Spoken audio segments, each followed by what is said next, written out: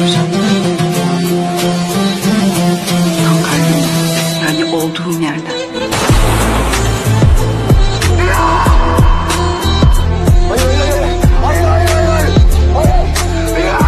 Merhaba arkadaşlar, yepyeni haberlerle karşınızdayız.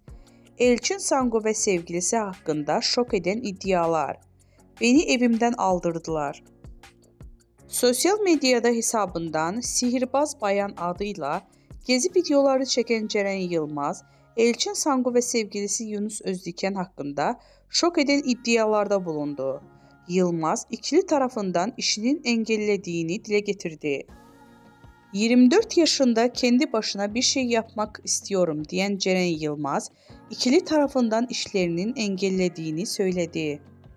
Elçin Sangu ve sevgilisi Yunus Özdiken'in kendisine dava açtığını söyleyen Yılmaz, şu ifadeleri kullandı.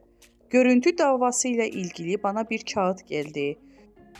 Türkiye'ye çağrılıyorum ifade verebilmem için. Benim bu insanların isimlerini vermemeyim için tehdit ediyorlar. İşlerime taş koyuyorlar.